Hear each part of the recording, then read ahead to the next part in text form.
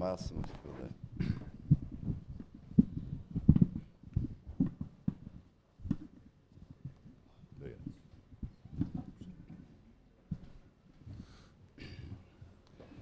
Meus irmãos e minhas irmãs, Deus nos abençoe e me perdoe se eu disser alguma coisa que possa desagradar, porque esta não é a minha intenção. E até por um dever de justiça, depois de ter sido tratado com tanta gentileza, com tanta amabilidade, eu gostaria que a minha palestra não causasse nenhum desagrado. Vim de muito longe para fazê-la.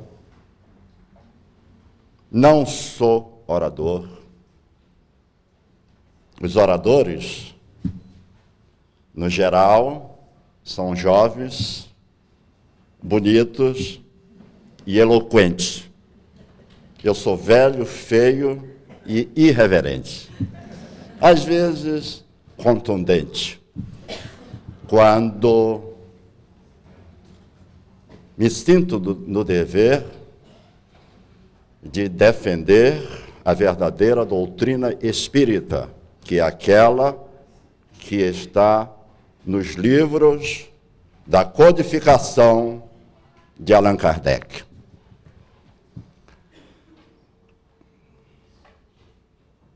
Quando a Kátia me informou por telefone que o tema escolhido para que eu abordasse nesta Semana Espírita era o que os espíritas estão fazendo do espiritismo. A primeira ideia que aflorou na minha memória foi um pensamento do L. Apley, que diz: neste mundo existem 4 tipos de pessoas. Aquelas que fazem as coisas acontecerem. Aquelas para quem as coisas acontecem. Aquelas que se limitam a observar as coisas acontecendo. E aquelas que nem sequer sabem que as coisas já aconteceram. Os seres humanos são muito desiguais. E ordinariamente muito extremados. Há de um lado os sonhadores, de outro lado os realistas. E poucos sabem conciliar essas duas condições, essas duas qualidades. O que é a postura ideal? Porque o homem, as mulheres também, é claro, devem ser sonhadores e realistas. Devem devem ter um pé no chão batido da realidade e o outro na nuvem colorida do sonho. Devem ser répteis e pássaros. Devem ser raiz e flor. O tema que me foi dado é necessariamente, inarredavelmente polêmico. Eu acho que me foi ofertado porque eu sou uma pessoa polêmica. E me sinto muito honrado por isso. Prestem atenção a esta frase, aspas, a polêmica e polêmica. Há uma ante a qual jamais recuaremos. É a defesa dos princípios que professamos. Fecha aspas. Assinado Allan Kardec. Fonte, Revista Espírita. Ano 1858, mês, novembro. Eu estou muito bem acompanhado. E não só por Allan Kardec, também por Jesus, que disse: conhecereis a verdade, e a verdade vos libertará. Estou muito feliz, porque a temática dessa semana trata da justiça, do amor e também da verdade. A verdade, às vezes, dói. E quem tem o dever de ensiná-la, nem sempre pode ter o prazer de agradar. Eu tenho um compromisso solene, desde os meus tempos de pré-adolescência, 13, 14 anos, quando eu comecei no Espiritismo. Um compromisso de consciência com a mensagem de Jesus e de Allan Kardec. Para dizer essa verdade, baixinho, sussurrando, e quando for necessário, gritando. E o meu grito não vai ficar preso na garganta. Até o último minuto de vida. Porque eu aprendi Espiritismo com Carlos Embaçaí, que foi meu grande mestre, o saudoso Carlos Embaçaí. Com Deolindo Amorim e com Herculano Pires, que sofreram as mesmas coisas, as mesmas incompreensões que eu tenho que aceitar com muito bom humor, com muita calma, com muita serenidade. Infelizmente, eu não sou orador, já disse, eu sou um escritor. Falando de fábulas, alguém já disse, antigamente os animais falavam, hoje escrevem. A minha tarefa é escrever, e escrever em função do verdadeiro Espiritismo. Estou aqui falando, isso não me constrange muito. O velho Platão dizia: os sábios falam porque precisam dizer alguma coisa, e os tolos dizem uma porção de coisas porque precisam falar. Eu não gosto de falar, só estou aqui porque esta obra é um núcleo de resistência contra a distorção do Espiritismo neste país. E a sua dirigente, que é uma irmã muito querida para mim, na minha ótica, na minha visão, É uma mistura de santa e de guerreira.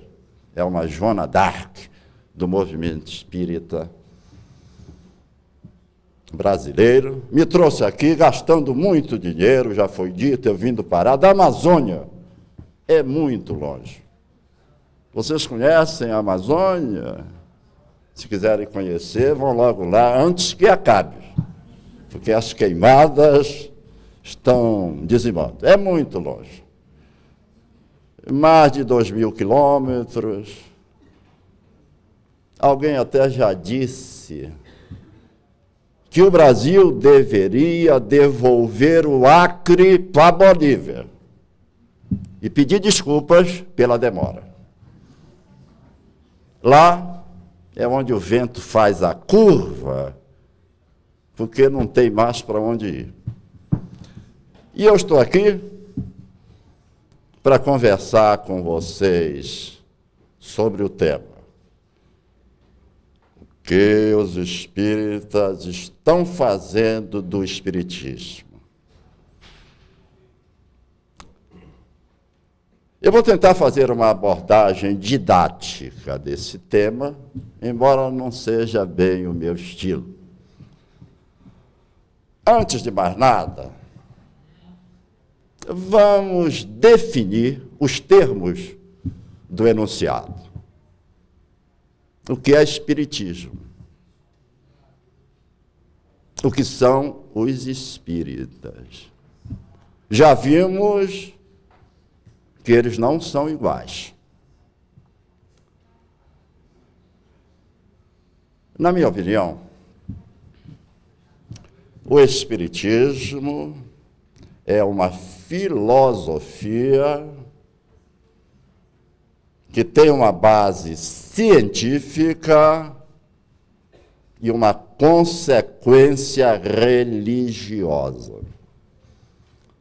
A sua finalidade é esclarecer, iluminar a consciência do ser humano sobre as leis fundamentais da vida, que são de natureza ética, moral e não física. Isso, penso eu, é o espiritismo.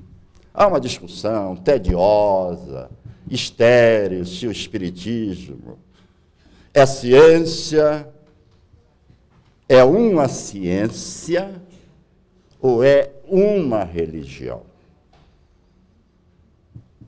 A gente lê os jornais e só vê isso. Um grupo acha que o espiritismo é uma ciência, outro grupo acha que é uma religião, e aí fico discutindo sobre isso para nada. Desculpe, estou meio contundente. Acontece que quando os exércitos bárbaros... Vocês estão me ouvindo bem? O microfone, eu não estou muito distante? É que a minha voz é como a do Fugger, um pouco assim, tonitruante, e eu não posso ficar muito perto do microfone. Quando, dizia eu, os exércitos bárbaros invadiram Constantinopla no passado, eles tomaram a cidade com muita facilidade, penetrando pelos flancos desguarnecidos. Sabe por quê? Porque no momento da invasão, todos os generais que deviam guarnecer a segurança da cidade estavam no centro da cidade, não na periferia, assistindo uma discussão de sábios. O tema era sexo de anjo. Se anjo é homem ou se anjo é mulher. Enquanto isso, A cidade estava sendo invadida. A metáfora é para lembrar o que está acontecendo no movimento espírita brasileiro. Enquanto se fica discutindo se o espiritismo é uma religião ou é uma ciência, não se está fazendo nada em benefício da verdadeira causa espírita. E essa discussão é primária, porque é claro, evidente, que o espiritismo é uma filosofia. Não há dúvida nenhuma sobre isso. Só quem não lê a obra de Allan Kardec é que não sabe disso. Meu Deus, é espantosa a ignorância no nosso meio da obra de Allan Kardec. A primeira página do Livro dos Espíritos, onde tem o título Livro dos Espíritos, tem em cima duas palavras: filosofia espiritualista. É só ver isso. Isso é uma classificação. O primeiro capítulo de O Livro dos Espíritos, intitulado Prolegômenos, tem a definição da doutrina espírita dada pelo grupo de espíritos que nos transmitiu a mensagem da terceira revelação. E o que é que eles disseram? O que é que eles dizem? Está lá, com clareza, solar. O espiritismo é uma filosofia racional, isenta dos preconceitos do espírito de sistema. Primeiro, o espiritismo é uma filosofia racional. Não é uma filosofia mística, como a do Pietro Baldi, como a do espírito Ramatiz. É uma filosofia racional. O grande achado dessa filosofia foi introduzir, historicamente, pela primeira vez no pensamento da humanidade, uma tentativa de se construir uma fé racional que possa unir a ciência à religião. O espiritismo, como um IFE, é um traço de ligação entre a ciência e a religião, através de um pensamento filosófico. Então, o espiritismo não é uma ciência, nem uma religião, mas o espiritismo é ciência e também é religião. Nós precisamos entender isso para começarmos a compreender melhor a doutrina espírita.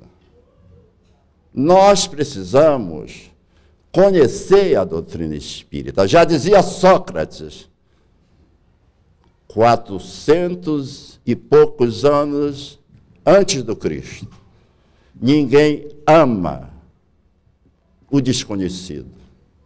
Vamos representar o espiritismo como uma aeronave, como um avião. O corpo central é a filosofia.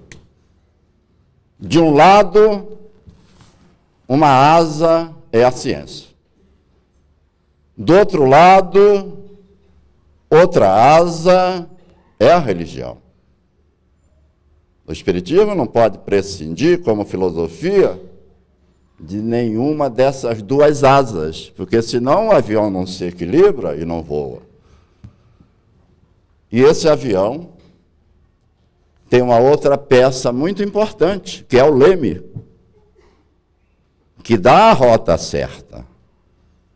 O leme é o bom senso de Allan Kardec. Ele nos ensinou que fora da caridade não há salvação, e nós já aprendemos que fora de Kardec tudo é confusão. Vamos figurar o movimento espírita como um triângulo. Eu já defini o que é o espiritismo na minha ótica, e nós precisamos distinguir espiritismo de movimento espírita. Já defini o que é o espiritismo, e agora não preciso dizer que movimento espírita é aquilo que os espíritas estão fazendo do espiritismo em uma época, na contextualidade histórica. Já vimos com Kardec que existem 3 classes de espíritas. Vamos, então, figurar o movimento espírita como um triângulo. Na base, em linha reta horizontal, estão os verdadeiros espíritas, que são os espíritas kardecistas, os espíritas cristãos. Porque é impressionante como muita gente está dizendo agora que o espiritismo não é religioso, como que o espiritismo não é cristão, e diz isso em nome de Allan Kardec. Meu Deus! Se a gente avança um pouco mais a leitura do Livro dos Médiuns, e chega ao capítulo 29, está lá escrito por Kardec: a bandeira que desfraldamos é a do espiritismo cristão e humanitário. Como uma pessoa que se diz kardecista pode dizer que o espiritismo não é cristão, que o espiritismo não é religioso? O espiritismo nos coloca em comunhão com Deus. Isso não é religião. O problema é não confundir religiosidade com religiosismo, que é outra coisa. E esse é que é o mal do nosso movimento. De um lado, nós temos os intelectualistas, escravos do saber acadêmico, que sempre foi materialista. Do outro lado, nós temos os fideístas, escravos de uma doutrina mistificatória inventada pelo maior traidor de Allan Kardec, o Roustang, um advogado francês que viveu na época do Allan Kardec, que nunca se comunicou ao vivo com Allan Kardec, que morava fora de Paris, em bordéis, e que, com a sua vaidade, e utilizando uma única médium, fez uma construção teórica para sabotar a obra do Kardec, apresentando uma doutrina diferente e dizendo que essa doutrina era a revelação da revelação espírita. O Kardec ainda não tinha acabado a obra dele e foi surpreendido com a obra do Rustang.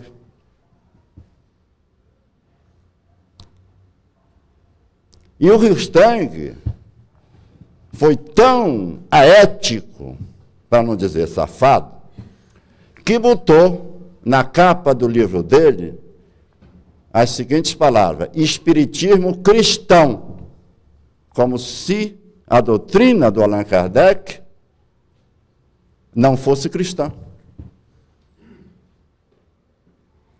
E por que eu estou falando nesses termos? Contra o Rustang e o rustanguismo. Porque, infelizmente, a nossa querida Federação Espírita Brasileira, eu digo querida porque eu amo a Federação Espírita Brasileira.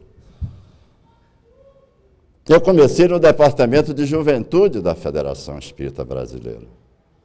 Se vocês pegarem a coleção do Reformador, de 1959, vocês vão encontrar artigos meus todos os meses.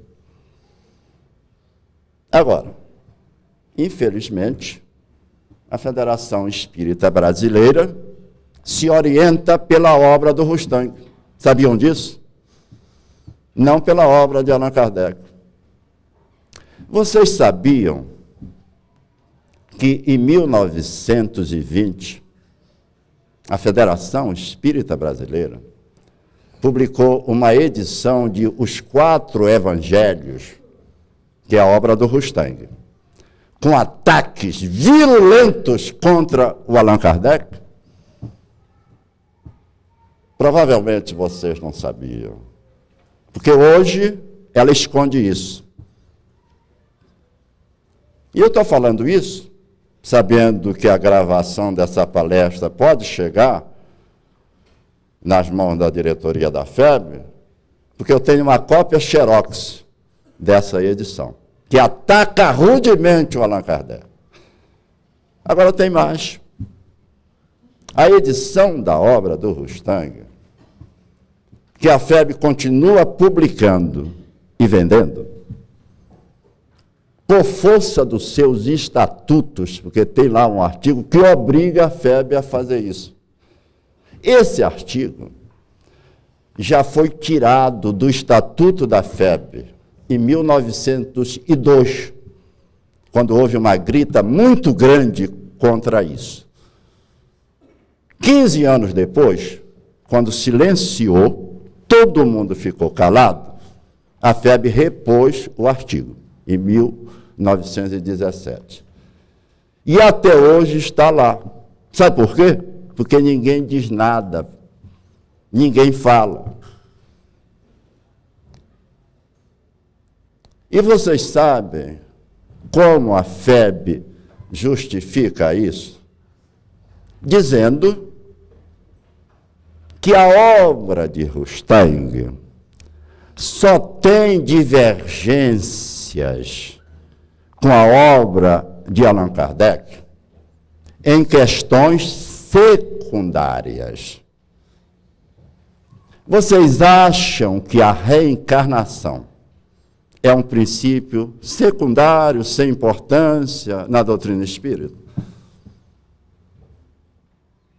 A reencarnação é o eixo em torno do qual está montada toda a estrutura teórica da filosofia espírita. É a reencarnação que destrói a teoria católica das penas eternas, do pecado original, do inferno, do diabo, dos anjos decaídos. Porque se a reencarnação existe, ninguém será condenado eternamente. Não precisa inferno, não é? Não precisa diabo, não precisa a doutrina da graça. Então, o princípio da reencarnação é fundamental para a doutrina espírita. Agora, vocês dirão, Nazareno Torino está exagerando, não é possível que o Rostang ataque a reencarnação, além de atacar o Allan Kardec, e que a Federação Espírita Brasileira divulgue essa obra. Você deve estar pensando isso nesse momento. Então, eu vou dizer para vocês, deixa eu pegar uma anotação aqui, para dar o número da página da obra do Rostang, o número da página, onde está escrito a seguinte frase: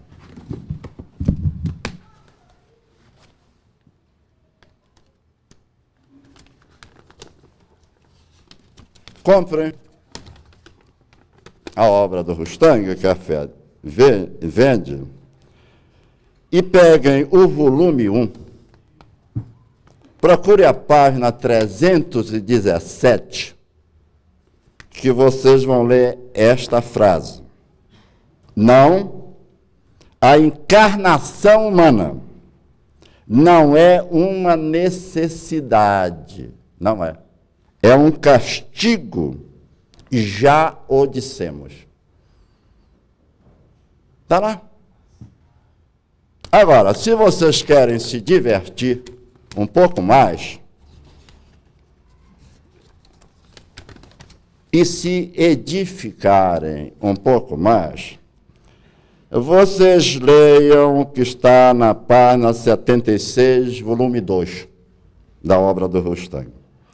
A paralisia é um resfriamento dos fluidos animalizados que circulam no organismo humano. Meu Deus, isso é uma heresia científica ridícula. Qualquer menino de ginásio sabe que uma paralisia é decorrente de uma lesão ou de uma disfunção cerebral. Não é que um fluido congelou aqui e você fica paralítico. Isso é ridículo.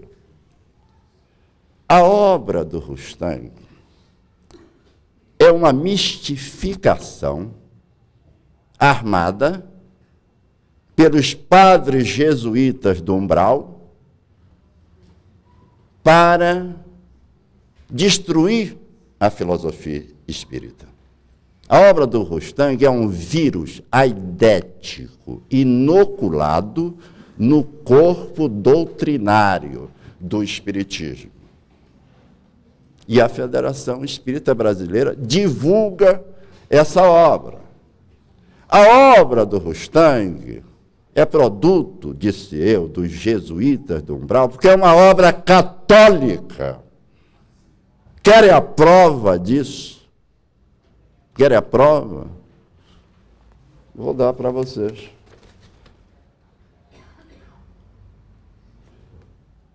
Compre o volume número 3. Tem todas as livrarias de todos os centros espíritas agregados, alinhados, encaixados no sistema federativo nacional, comandado pela FEB, que censura os autores que dizem a verdade, a operação abafa, para ninguém saber, e que discrimina os centros espíritas, como esse, que não se subordinam a essa estrutura de UNES, etc., etc. Comprem em qualquer desse centro o volume 3 e leiam o que está escrito na página 403. Está escrito o seguinte: homens que praticais os ritos cristãos, não vos envergonheis de vos aproximar-vos da mesa santa, pois seja quais fores as profanações a que ela tenha sido exposta, sempre a podeis santificar pelo sentimento com que dela vos avizinhar-vos. Agora o melhor vem no resto do parágrafo. não coreis de vir curvada a fronte, prostrar-vos aos pés do sacerdote que vos apresenta a hóstia consagrada. Meu Deus! Agora vocês querem o absurdo? Isso já bastaria, não é? Eu não preciso mais nem ler nada, né? A obra do Rustang, quero saber o número da página, eu posso ir consultando, estou perdendo tempo. Minha filha, quanto tempo eu tenho aí? Mas uma coisa que todo mundo sabe é que o Rustang diz expressamente que Moisés, Elias e João Batista foram o mesmo Espírito, reencarnado em 3 épocas diferentes. Certo? Parece até razoável, não é? Só tem um detalhe. No alto do Monte Tabor, transfigurado, Jesus conversou, está no Evangelho, né? Com o espírito de Moisés e de Elias ao mesmo tempo. Como era um único espírito. Mas deixemos de lado, para não ficar falando só no Rustang, né? Quantos minutos eu tenho? Ainda tenho, estou na meia hora e tal. Infelizmente, então, nós temos essas 3 categorias de espírita. Na base do triângulo, os kardecistas, autêntico, verdadeiro, cristãos. Na outra linha do triângulo, esse triângulo não é bem equilátero, né? As 2 linhas não são iguais, mas tem uma linha que sobe, nessa linha está os místicos, os rustanguistas. E tem uma outra linha que sobe, e para se encontrar com essa linha do outro lado, que é a linha dos intelectualistas. Certo? Muito bom. E por que é que eu digo que essas 2 linhas, a dos místicos, né, e a dos intelectualistas, se encontram no alto da sua pretensa sabedoria? Por que eu digo isso? Porque elas terminam se juntando nos prejuízos que causam ao ideal espírita. Uhum. Todas as 2 são nocivas. Aliás, eu diria, parodiando o Ariano Suassuna, todas as 2 são tão ruins que cada uma é pior do que a outra. Ou como diria o povo, são farinhas do mesmo saco. Todas as 2 indigestas. E por que eu digo isso? Porque essas 2 correntes, essas 2 classes de espíritas, estão fazendo a pior coisa que poderia acontecer para o movimento espírita. Se vocês fizerem uma análise fria do movimento espírita brasileiro, vocês verificarão que quanto mais ele vai crescendo, mais o espiritismo vai desaparecendo. Porque ele está inchando, ele está, só 10 minutos, aumentando em quantidade e perdendo em qualidade. E o que me preocupa mais, tendo em vista a finalidade essencial do espiritismo, que é restaurar o verdadeiro cristianismo, é que as tarefas mais nobres da nossa tradição estão sendo abandonadas. Os passes, as sessões desobsessivas e os trabalhos de cura. Eu já vi esse filme. O movimento espírita crescer muito e depois entrar num processo de desintegração.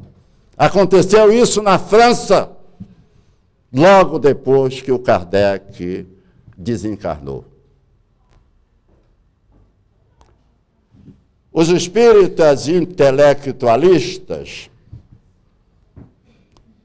o que eles estão fazendo do espiritismo? Estão fazendo uma árvore de folhas secas, inúteis, que se desprendem ao sabor do vento de uma discussão culturalista inconsequente. Os espíritas místicos estão fazendo do espiritismo uma árvore muito florida, mas sem frutos verdadeiramente nutritivos. Meus irmãos, não há espiritismo sem espíritos. O Allan Kardec, no mês de abril de 1866, escreveu na Revista Espírita um alentado trabalho com esse título: O Espiritismo sem os Espíritos. É isso que está acontecendo. Estão acabando com o Espiritismo com espíritos. A cada dia, a cada mês, a cada ano, mas vai diminuindo nos centros espíritas o trabalho de passes, as sessões de desobsessão, as sessões de cura. Já querem os intelectualistas até criar o centro espírita filosófico. E agora os místicos inventaram um curso superior de teologia espírita. Agora nós vamos ter teólogos espíritas. E há todo um discurso falacioso, mentiroso, enganando os espíritas do Brasil. Exemplo, para alguém da passe tem que fazer um curso. Tem que conhecer a teoria de chakras, que é teosofista, não é espírita. De centros nervosos, de energias, de vibrações, senão o passe não terá eficiência. O que é que diz o Kardec a esse respeito? No Livro dos Médiuns, há uma frase do Kardec que diz: se magnetizas com a intenção de ajudar o teu irmão, é mais ou menos isso, e invocas a proteção de Deus. Deixa eu ver aqui o número da página, para vocês não pensarem que eu estou inventando. 8 minutos? Livro dos Médiuns, capítulo 14, item 176. Se magnetizas, né, com a intenção de curar, logo, um bom espírito acorre ao teu pedido, invoca. Aumenta a tua vontade e a tua força. Direciona os teus fluidos e modifica-lhes as qualidades. Sabe o que alguém precisa para dar paz? Não é curso, não é ilustração cultural, é um bom coração, é amor. Agora tem os professores de espiritismo que estão ditando regras, normas, querendo engessar a mediunidade. Um diz que não pode movimentar as mãos, outro diz que não pode tocar, outro diz que tem que ficar com a mão parada. Isso tudo é besteira. Ou um médium tem a capacidade, pela sua condição moral, de ter uma boa proteção espiritual, e aí o protetor é que vai movimentar as suas mãos de uma forma ou de outra. Isso pouco importa. O espiritismo, como doutrina, não é formalista. Também não existe formas de fazer sessão de desobsessão. O movimento espírita brasileiro é orientado nesse campo por 2 livros. Diálogo com as Sombras, do Hermínio Miranda, e Desobsessão, do André Luiz, psicografado pelo Valdo e pelo Chico.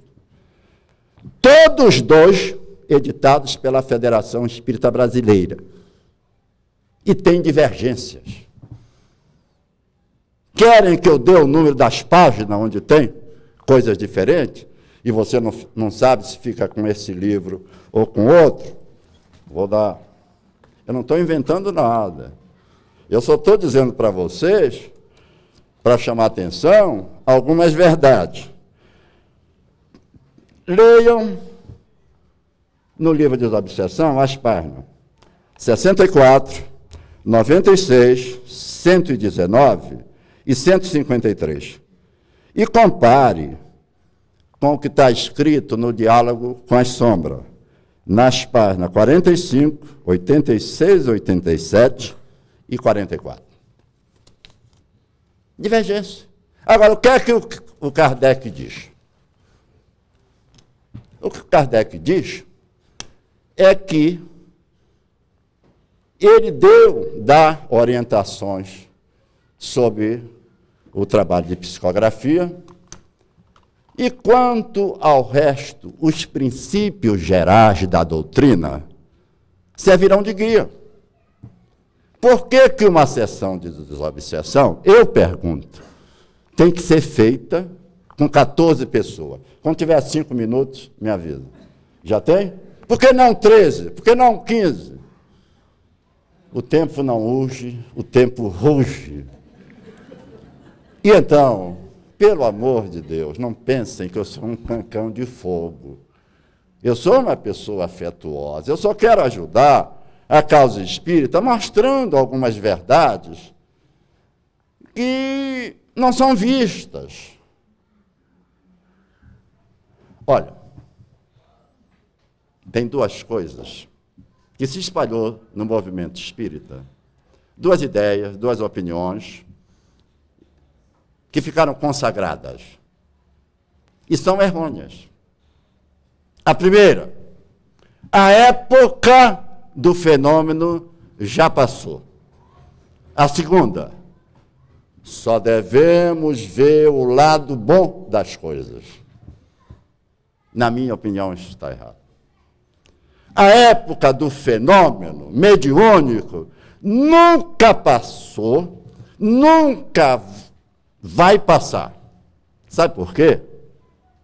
Porque o fenômeno mediúnico está na lei da natureza, e a lei da natureza não cai em exercício findo.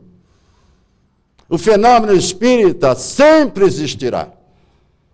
O que acontece atualmente é que os espíritas, por medo ou por comodismo ou por ignorância, não estão assumindo o fenômeno espírita.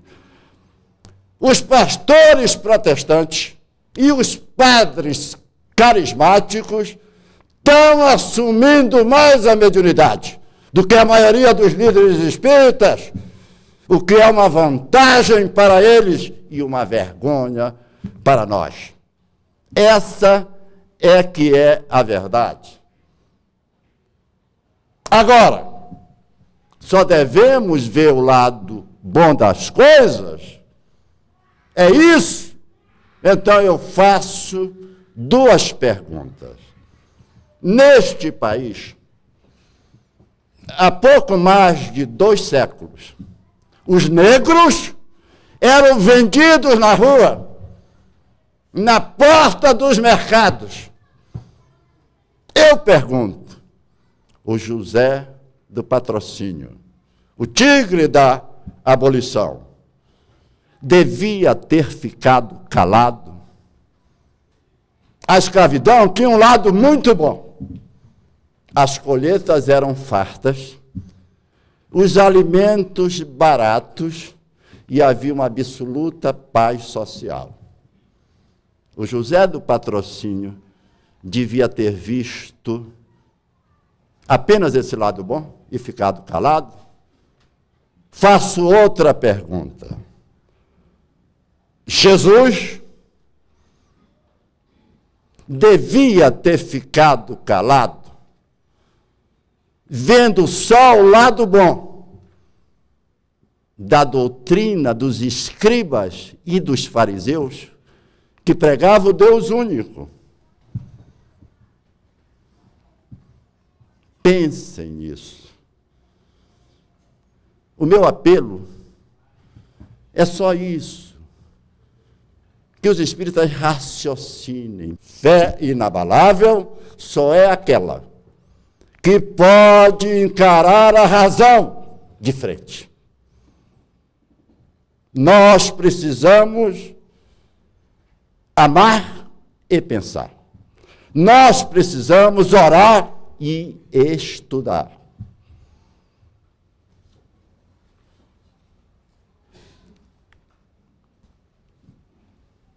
Tenho pago um preço alto por isso, mas estou com a consciência em paz. E fico com o poeta inglês, William Drummond. Quem não quer pensar é um fanático. Quem não sabe pensar é um tolo. E quem não ousa pensar é um escravo. Acabou meu tempo? Obrigado. Nós temos muitas perguntas.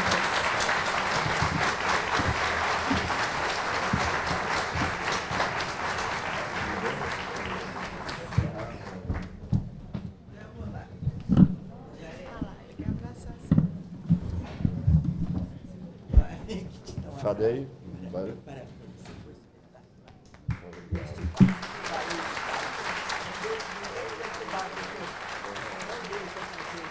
Seu amor pela doutrina, sua força e coragem em defendê-la nos emociona e apaixona.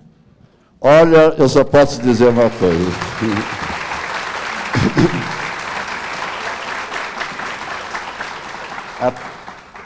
Para a pessoa que teve a bondade infinita de escrever isso, Deus te pague, porque eu mesmo não posso pagar. Gostaria que comentasse a obra de Pietro Baldi. Com todo respeito, eu não quero ofender ninguém, mas eu tenho que dizer a verdade que eu conheço. O Pietro Baldi foi trazido da Itália para o Brasil, e a Federação Espírita Brasileira publicou o primeiro livro dele, A Grande Síntese. Muito interessante, porque a doutrina do Pietro Baldi é uma versão moderna e mais inteligente da doutrina do Rustank. Ela está muito centrada na teoria da queda. Ela tem um fundo católico. Agora, como não há tempo, eu vou dizer uma única coisa para vocês. Depois de publicar A Grande Síntese, o Pietro Baldi publicou numerosos outros livros, né? A Federação se apartou dele. Eu sei por quê. Infelizmente não posso dizer em público. E nesses outros livros que o Pietro Baldi publicou, que circulam no nosso meio, ele desenvolve um sistema de pensamento filosófico em profundidade, com embasamento científico muito interessante, mas sofismático. E para vocês perceberem o absurdo desse sistema, basta que eu diga uma coisa. Ele admite que o próprio espírito, o espírito, não é o ser humano, né? Ele tenha tantas quedas, continue caindo até chegar a um ponto de morrer, de desaparecer. O próprio espírito. Veja como se choca, entende, com a imortalidade. Há um fato de conhecimento público, poucas pessoas conhecem, mas eu tenho um livro do Humberto Mariotti, que ninguém mais editou e que não é vendido, que relata um fato que ocorreu num congresso pan-americano de espiritismo em Buenos Aires. O Pietro Baldi, presente, propôs que os espíritas abandonassem a obra do Kardec para assumir a dele, dizendo que a obra do Kardec tinha parado no princípio da comunicação dos espíritos e da reencarnação, e que a dele ia mais longe. Esses são os pseudo-sábios. Sabe o que eu acho deles? De todos eles, em relação a Allan Kardec, que eles são pirilampos, vagalumes diante de Kardec. Vagalumes querendo brilhar mais do que o sol.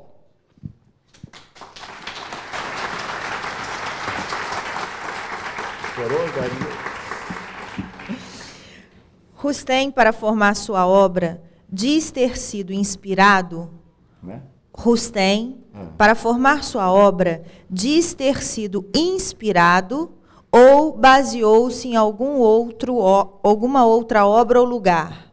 Não, o Rustem só tem um livro, mais de 2.000 páginas.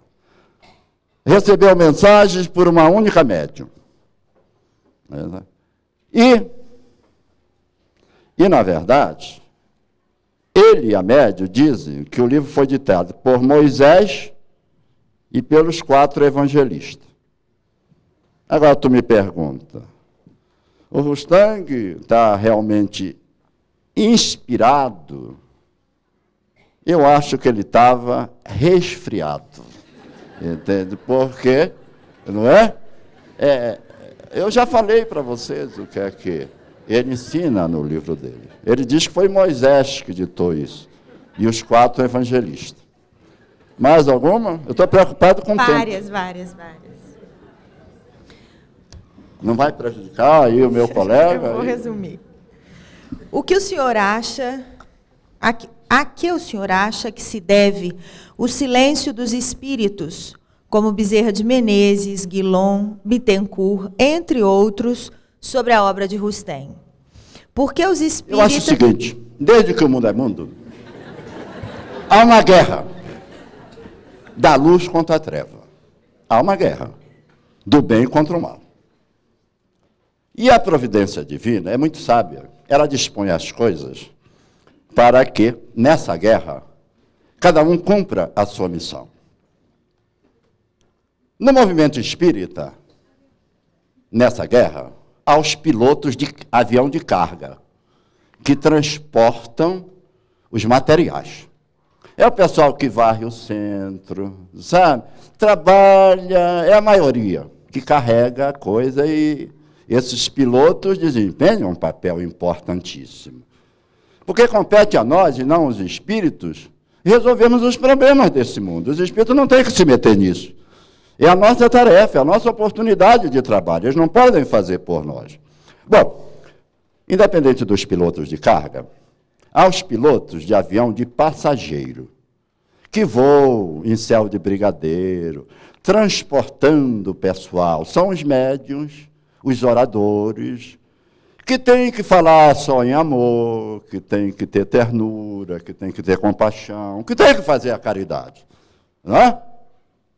Agora, infelizmente, nessa guerra, precisa a ação dos pilotos de avião de caça, que são poucos, só para bombardear os alvos dos inimigos, destruir as munições dos inimigos.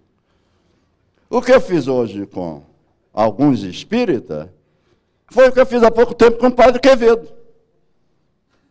Comprei todos os livros dele, 15 livros, e aí fiquei 3 anos escrevendo no Jornal Espírita para mostrar, entende, as tolices, peguices e burrices dele, que ataca o espiritismo há 40 anos. Então, alguns vêm para isso, para fazer essa tarefa. Tem que voar rasteiro, corre risco de vida, e ninguém gosta deles. É a minha situação. É por isso que eu peço que vocês me ajudem, me entendam. Alguém tem que dizer. Daqui a verdade, isso é mentira. Para que as pessoas sejam advertidas. Agora, é evidente que cada um diz o que sabe, dá o que tem e faz o que pode. Tá bom?